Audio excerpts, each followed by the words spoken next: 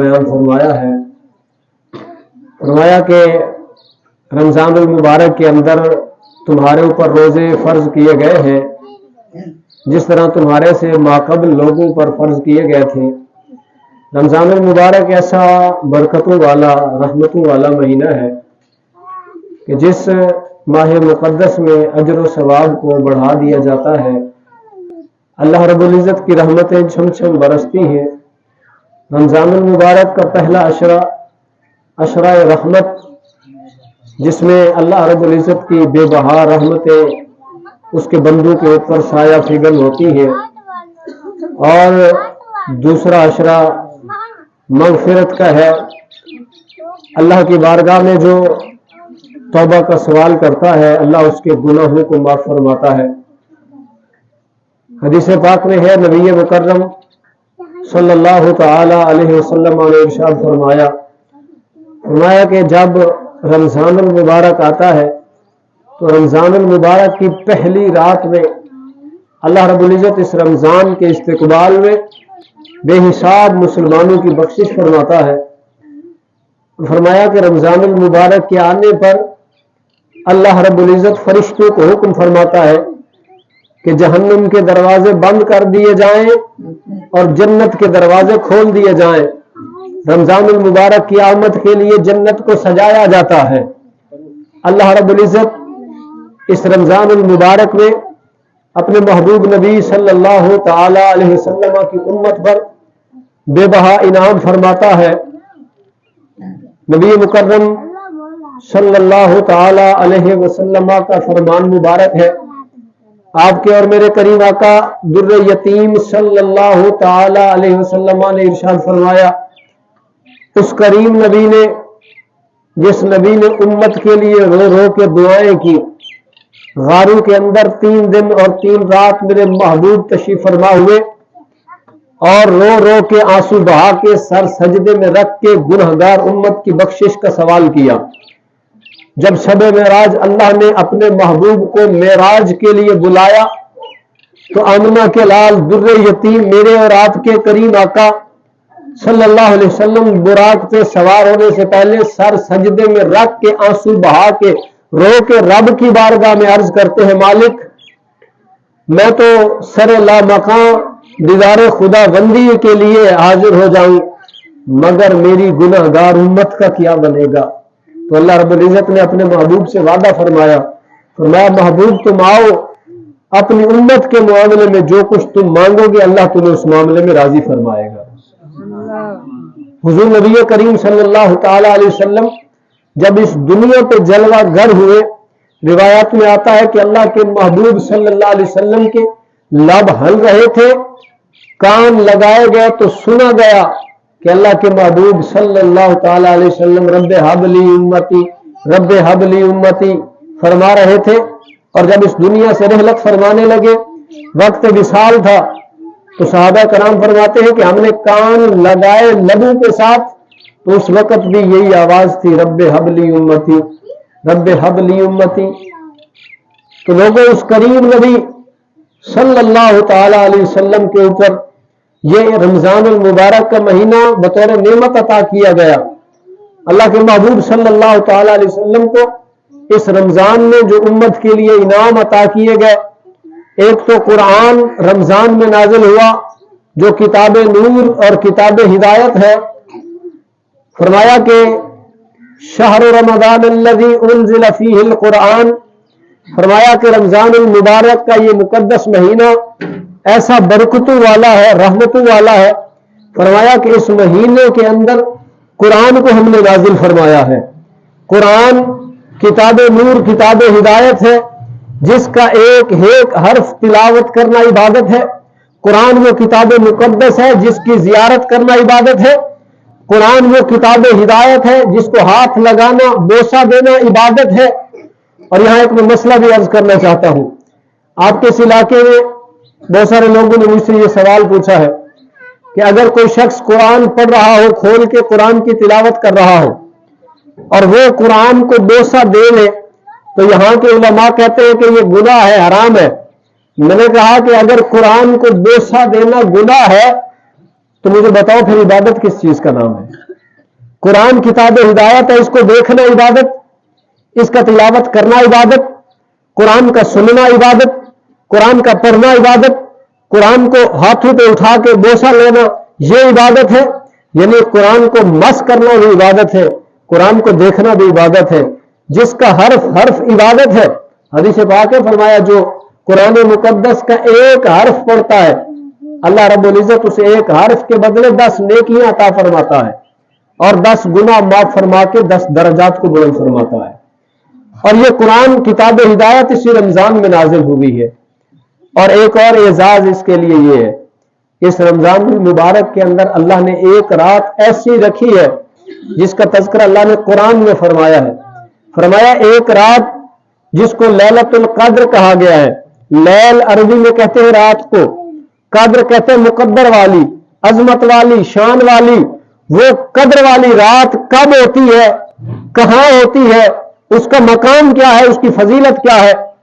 फरमाया कि इन्ना अनज़लनाहु फी लैलतिल कद्र वमा अदराका मा लैलतुल कद्र लैलतुल कद्र खैरुम मिन अल्फ शहर। फरमाया वो लैलतुल कद्र जिसमें कुरान हमने नाजिल किया है, तुम्हें क्या पता लैलतुल कद्र क्या है? फरमाया लैलतुल कद्र वो अजमत वाली रात है, उस एक रात की इबादत का सवाब 1000 महीने से ज्यादा अल्लाह अता फरमाता है। और उस मुकद्दस रात का इंतजार अल्लाह के महबूब सल्लल्लाहु ताला अलैहि वसल्लम बड़ी शिद्दत से फरमाया करते। हुजूर अपनी उम्मत को तालीम इरशाद फरमाते कि तुम रमजान के आखिरी अशरा में इतिकाफ करो, अल्लाह के घर के मेहमान बन जाओ। तुम अल्लाह के घर में होगे, ताक रातों में एक रात लैलतुल कद्र है जिस रात में रहमतें छम छम बरसती है, बेहिसाब गुनहगार उम्मतियों की बख्शिश अल्लाह फरमाता है।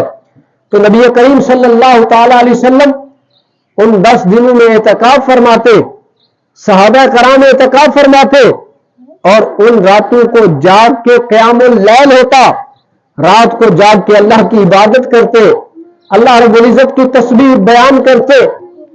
और जो शख्स इस रात को यानी रमजान के आखिरी अशरा की ताक रातों में से 21 में से 23, 25, 27 या 29 ये जो आखिरी अशरे में ताक रातें, और हमारे यहाँ अक्सर लोगों का ये ख्याल है कि 27 की रात शब कद्र होती है, वो बाकी रातें सो के गुजार देते हैं और 27वीं शब को बेदारी करते हैं।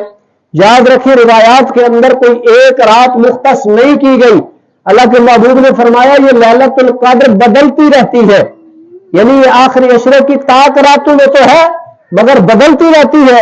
मिसाल के तौर पे पिछले साल अगर 21 में थी तो इस दफा 23 में हो सकती है, 25 में हो सकती है, 27 में हो सकती है, 29 में हो सकती है, ये बदलती रहती है। इसलिए फरमाया कि तुम जब एतकाफ बैठोगे, अब एतकाफ क्या है? दुनियादारी से रिश्ता नाता तोड़ के, काम काज दुनियादारी को छोड़ के अल्लाह के घर में अल्लाह का मेहमान बन के बैठ जाना, इसे एतकाफ कहते हैं। अल्लाह के घर में डेरा लगा लेना, खाली झोलियां बिछा के वहां बैठ जाना और ये कहना मालिक जब तक मेरे सारे गुनाह तू माफ नहीं करता मैं तेरे घर से उठ के नहीं जाऊंगा। कोई मेहमान आए ना, फकीर आ जाए, सदा लगाए मुझे अल्लाह के नाम पे दे दो, बंदा 1 दफा 2 दफा 3 दफा कहे माफ कर दो, जब ये कहता ना जब तक तू कुछ देगा नहीं मैं यहां से नहीं उठूंगा, तो फिर मजबूरी बन जाती है। मगर हमारा रब तो इतना करीम है, इतना करीम है कि बंदा एक आंसू रब के सामने नदामत का, खौफ खुदा का एक आंसू बहाए, फरमाया 100 साल के गुनाह अल्लाह एक आंसू के सदके से बख्श देता है। तो इतना करीम रब जब बंदा उसके घर में आ जाता है, अल्लाह के घर में बैठ जाता है, तो अल्लाह की रहमत छम छम बरसती है, उसके गुनाह माफ कर दिए जाते हैं। और सुनिए, आप साथी अपने घरों से चल के इस महफिल के लिए तशरीफ लाए हैं, सुनिए हदीस पाक है, नबी करीम अलैहिस्सलाम ने इरशाद फरमाया कि रमजान मुबारक में जो बंदा अल्लाह के जिक्र की महफिल में, जिक्र खुदा और जिक्र मुस्तफा की महफिल में चल के आता है, फरमाया एक एक कदम पर अल्लाह रब्बुल इज्जत उसे 1-1 लाख नेकी अता करता है। 1-1 लाख नेकी एक एक कदम के बदले में अल्लाह अता फरमाता है। इतना बड़ा अजर व सवाब। और फरमाया कि रमजान मुबारक में जो कोई रोजादार का रोजा इफ्तार करवाए, حدیث پاک میں ہے اگرچہ وہ ایک کھجور سے ہو یا ایک گھونٹ پانی سے ہو. اللہ کے نبی صلی اللہ علیہ وسلم تشریف فرما تھے, صحابہ موجود تھے. سرکار دو عالم صلی اللہ علیہ وسلم نے فرمایا کہ جو روزہ دار کا روزہ افطار کروائے اللہ تعالیٰ اسے روزے دار جتنا ثواب عطا کرتا ہے, اور روزے دار کی نیکی اور ثواب میں بھی کمی نہیں ہوتی ہے. تو صحابہ میں کچھ ایسے صحابہ کرام تھے جو مالی طور پہ غریب تھے, استطاعت نہیں تھی روزہ افطار کروانے کی. تو عرض کی یا رسول اللہ, اگر کسی کے پاس استطاعت نہ ہو, طاقت نہ ہو کہ کسی کا پیٹ بھر کے اسے روزہ افطار کروائے, اللہ کے محبوب نے فرمایا وہ ایک کھجور کے دانے سے روزہ افطار کروا دے, اللہ اسے افطاری کا ثواب عطا کرتا ہے. سبحان اللہ.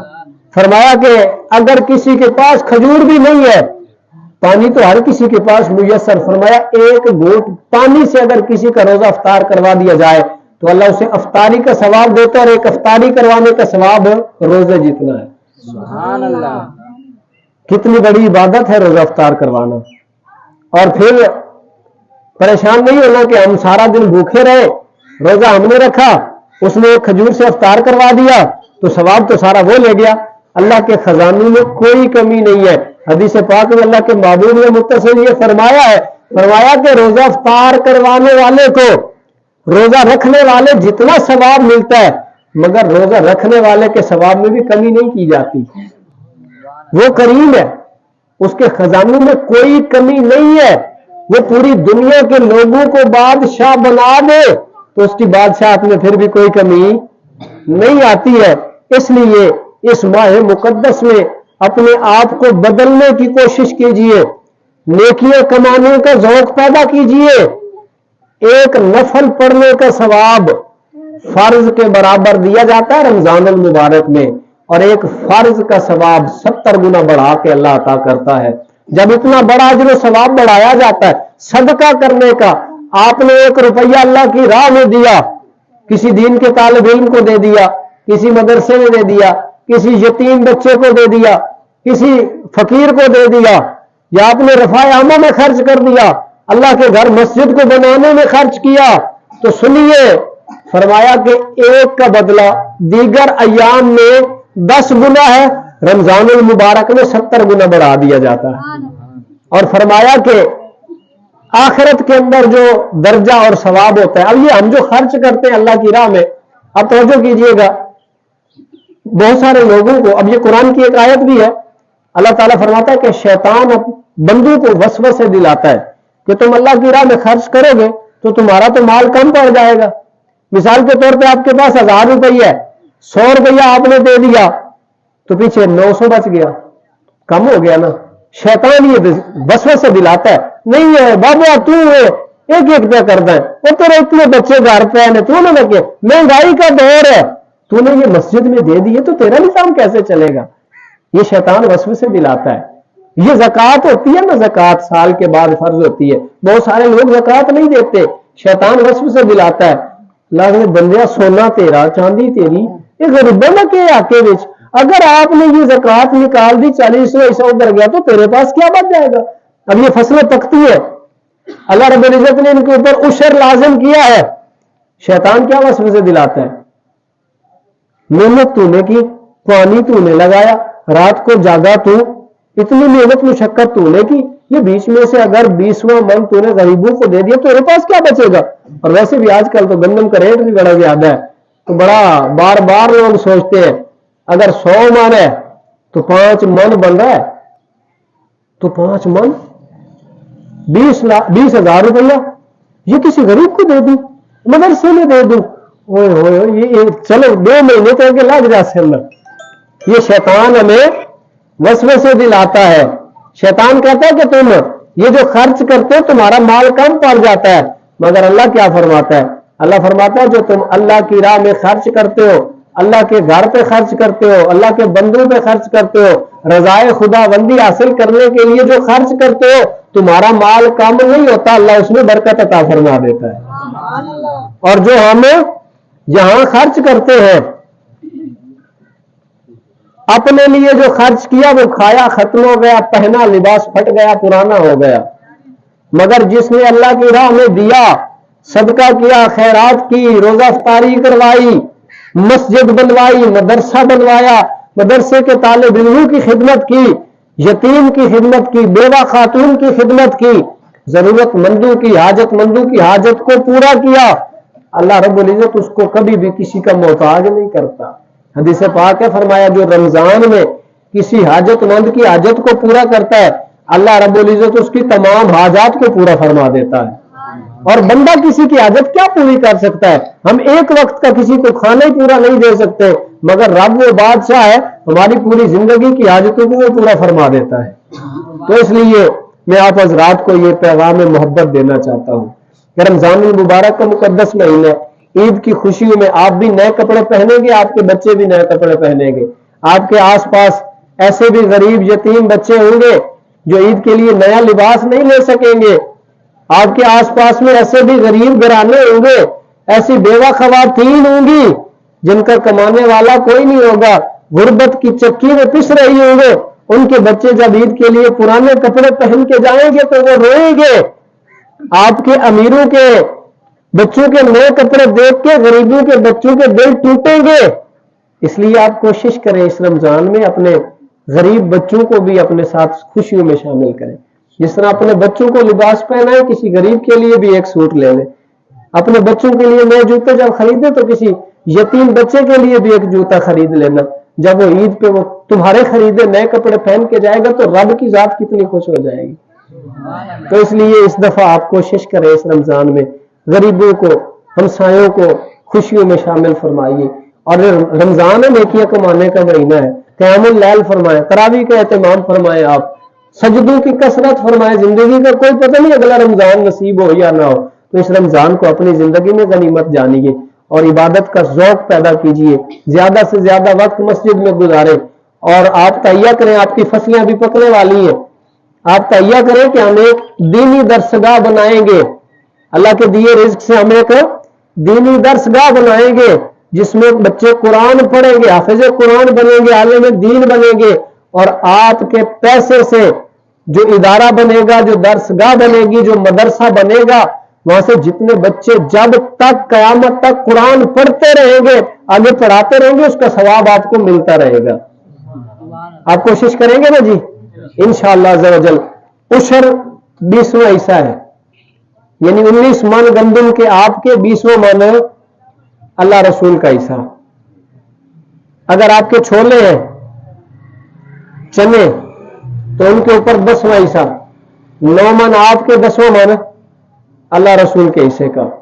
تو آپ کے لیے خوشخبری یہ ہے کہ ہم آپ کے اس علاقے میں ایک عظیم و شان دینی درسگاہ کا قیام عمل میں لا رہے ہیں انشاءاللہ عز و جل۔ آپ اہل علاقہ کے لیے یہ بہت بڑی سعادت کی بات ہوگی کہ آپ کے بچے آپ کے علاقے میں حافظ قرآن اور عالم دین بنیں گے، اور آپ کا جو نظریہ اور آپ کا جو عقیدہ اس کا دفاع ہوگا۔ میں نے ایک عزیز کو کہا اس افطاری کے پروگرام کے لیے، آج یہ ہمارا رمضان شریف کا 3را دسترخوان ہے، ہم مختلف جگہوں پہ رمضان المبارک میں ہم کوشش کرتے ہیں کہ آپ جیسے نیک لوگوں کے تعاون سے ہم مختلف جگہوں پہ افطار کا دسترخوان سجاتے ہیں تاکہ لوگ ہمارے ساتھ خوشیوں میں شامل ہوں۔ افطاری میں لنگر تقسیم کیا جاتا ہے، تو ہم نے ایک عزیز کو کہا کہ دعوت دیں آپ فلاں شخص کو جا کے، تو اس نے کہا ہم تو آپ کا کھانا اپنے لیے حرام سمجھتے ہیں، ہم آپ کو مسلمان بھی نہیں سمجھتے۔ وجہ کیا ہے؟ کیونکہ تم الصلاۃ والسلام علیک یا رسول اللہ پڑھتے ہو۔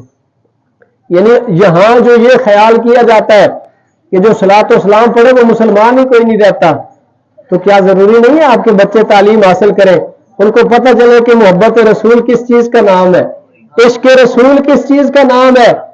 فرمایا لا یؤمن احدکم حتی اکون احب الیہ من والدہ وولدہ والناس اجمعین، حدیث پاک ہے، فرمایا اس وقت تک بندہ مومن ہی نہیں ہو سکتا جب تک پوری کائنات سے بڑھ کے محمد مصطفیٰ سے پیار نہیں کرتا۔ اور یہاں یہ کہا جاتا ہے جو نبی سے محبت کرے وہ کافر ہو جاتا ہے، جو نبی پہ درود پڑے اس کے ساتھ کھانا حرام ہو جاتا ہے۔ حضرات گرامی، اپنے مزاج بدلے، اپنے نظریات بدلے، اپنی اولادوں کے عقیدے محفوظ کرے۔ جہاں تمہیں یہ سبق پڑھایا جاتا ہے کہ صلاۃ و سلام پڑھنے سے کافر ہو جاتا ہے بندہ، مجھے بتاؤ پھر دین کس چیز کا نام ہے؟ صلاۃ و سلام کیا ہوتا ہے؟ اللہ کے نبی کے اوپر درود پڑھا جاتا ہے، अल्लाह के नबी के ऊपर है दुरूद पढ़ा जाता है, नबी की जात पे सलाम पढ़ा जाता है। और मुसलमान होने के लिए आप कलमा क्या पढ़ते हैं? ला इलाहा इल्लल्लाह मुहम्मदुर रसूलुल्लाह। अगर आप पूरी जिंदगी सारा दिन और सारी रात बैठ के ला इलाहा इल्लल्लाह पढ़ते रहे, मुसलमान हो जाएंगे? अगर आप मोहम्मद रसूलुल्लाह नहीं ना पढ़ते तो आप मुसलमान नहीं हो सकते। ला इलाहा पढ़ना तुम्हें कोई फायदा नहीं देगा जब तक मोहम्मद रसूलुल्लाह ना पढ़े। जिस कलमे के साथ, जिस नाम के साथ हमारा ईमान बनता है, उस नाम पे दुरूद पढ़ने से बंदा काफिर हो जाता है? नहीं होता जी, ईमान मजबूत होता है। और जो बंदा ये कहे कि नबी पे दुरूद पढ़ने से बंदा काफिर हो जाता है, वो बंदा दोबारा कलमा पढ़े, अगर शादीशुदा तो निकाह दोबारा करे। और ये मेरा फतवा चैलेंज कर दे जाके किसी मसलक के आदमी के पास, अगर कोई शख्स ये कहता है कि उम्मती अपने नबी की जात पे दुरूद सलाम पढ़ने से काफिर हो जाता है, उसके साथ खाना पीना आराम हो जाता है, तो ये कहने वाला बंदा कलमा दोबारा पढ़े, अपने ईमान की खैर मना, वो बंदा मुसलमान नहीं रह सकता। हजरात गिरामी, नबी के साथ मोहब्बत करें। नबी लजपाल आका सल्लल्लाहु ताला अलैहि वसल्लम के सदके से ये कायनात बनी है। अगर वो नबी ने, वो तो कायनात ही नहीं है, वो तो कायनात का हुस्न है, वो जाने कायनात है, वो हुस्न कायनात है, वो वजह तख्लीके कायनात है। उनकी मोहब्बत के बगैर ईमान नहीं है। बोले सारे, उसकी मोहब्बत के बगैर ईमान नहीं है। अगर आप ईमान बचाना चाहते हैं तो उस नबी की मोहब्बत दिल के अंदर पैदा करें। चेहरे पे दाढ़ी हो, बुग़्ज़ रसूल हो, उस दाढ़ी का कोई फायदा नहीं। दाढ़ियां तो हिंदुओं ने भी रखी हुई है, यहूदियों ने भी रखी हुई है, कितने कितने लोग हैं। दाढ़ी तो एक शराबी की भी होती है। दिल के अंदर अगर नबी की मोहब्बत नहीं है, हुब्बे रसूल नहीं है, नबी का एहतराम नहीं है, अगर कोई शख्स नबी को अपने जैसा, अपने बड़े भाई जैसा समझता है तो उसका ईमान नहीं है। नबी की जात बादस खुदा बुजुर्ग तू ही किस्सा है मुख्तसर। अल्लाह के बाद कायनात में सबसे बड़ी हस्ती बोलो कौन है? मोहम्मद रसूलुल्लाह की जात। उस पर दुरूद पढ़ने बंदा काफिर हो जाता है? नहीं होता जी, ईमान मजबूत होता है। पढ़ा करें आप, एक दफा पढ़े ना सारे, अस्सलातु वस्सलामु अलैका या सय्यदी या रसूलल्लाह व अला आलिका व अस्हाबिका या सय्यदी या महबूब रब्बिल आलमीन। दुआ है अल्लाह रब्बुल इज्जत हम सबको नबी अलैहिस्सलाम की मोहब्बत अता फरमाए, सरकार की गुलामी अल्लाह अता फरमाए। और मैं आप सारे दोस्तों को एक दावत पेश करना चाहता हूँ। रमजानुल मुबारक का अभी आखिरी अशरा आने वाला है। हमारा एक वसी तर नेटवर्क है इज्तिमाई सुन्नत एतिकाफ का, जिसके अंदर हम बालिग मर्दों को यानी 15 साल से लेकर बुजुर्गों तक 100 साल 150 साल तक के बाबू को हम एतिकाफ में बिठाते हैं, हम उनकी खिदमत करते हैं। उलमा की बाकायदा ड्यूटी होती है, वो क्लासें लेते हैं। नमाज में गलती रह जाती है बंदा है, वो गलतियों की दुरुस्तगी होती है। नमाज जनाजा में गलतियां हैं हमारे बुजुर्गों की, वो इस्लाह हो जाती है। शादीशुदा लोगों को पता ही कोई नहीं कि शादी के मसाइल क्या है, अज़दवाजी जिंदगी क्या है। बहुत सारे मसाइल का हल वहां आपको मिलता है। तो आप कोशिश करें हमारे नेटवर्क में इस दफा आप सारे साथी सुन्नत एतिकाफ में तशरीफ लाएं। हमारा मरकजी एतिकाफ दरबार इस्माइल शहीद पे होता है। दूसरा हमारा टीटकी का इलाका जामे मस्जिद अली उल मुर्तजा में इस दफा बड़ा वसी पैमाने पे हमने एहतमाम किया हुआ है। तो आप सारे साथी वहां तशरीफ लाएं। सारी और अफ्तारी कमेटी की तरफ से मुहैया की जाएगी, आपको घर से ले जाने की कोई जरूरत नहीं होगी। तो आप तशरीफ लाइए, हम आपकी खिदमत करेंगे। दीन मतीन को समझने का बहुत बड़ा मौका आपको मिलेगा। मेरे नौजवान भाई भी कोशिश करें, फितनों का दौर है तो अपने अकीदे और नजरिए को बचाना बहुत जरूरी है। तो आपको पता चलेगा कि असल अकायद और नजरियात किस चीज का नाम है। लोगों ने हमें किस तरह धोखे में डाल के काफिर बना दिया हुआ है। तो आपको बताया जाएगा कि ईमान किस चीज का नाम है, कुफ्र कब होता है, कैसे होता है। तो आइए आप सारे साथी हमारे यहाँ टीटकी वाली जामे मस्जिद में, वहां जुमा भी होता है, आप जुमे भी वहां तशरीफ लाया करें। 2 बजे जुमा होता है और वहां सुन्नत एतिकाफ का इज्तिमाई सिलसिला है। 20वें रोजे की शाम तक आप वहां तशरीफ लाइए, इंशाअल्लाह हम आपकी खिदमत करेंगे। अल्लाह पाक हम सबको तौफीक अजीम अता फरमाए। हो सकता है अगली जिंदगी आगे अगला रमजान नसीब हो या ना हो, हम अल्लाह के घर में 10 दिन के लिए बैठ जाएंगे। ये काम काज चलते रहते हैं। इस दफा तो किस्मत की बात है, गंदम भी ईद के बाद ही कटाई शुरू होगी। तो आप सारे साथी कोशिश फरमाइएगा इस दफा तो बैठ जाए। 10 दिनों के लिए अल्लाह के घर में बैठना है। अगर कोई खुदा ना करे बीमार हो जाए, अस्पताल में कितने महीने पड़ा रहा बेड पे, फिर भी तो बर्दाश्त कर लेते हैं। تو اللہ کے گھر میں سیت کے ساتھ رب کے سامنے سجدے کرتے ہوئے رب کو راضی کرتے ہوئے جب بیٹھیں گے تو اللہ راضی ہو جائے گا. اللہ پاک عمل کی توفیق عطا فرمائے.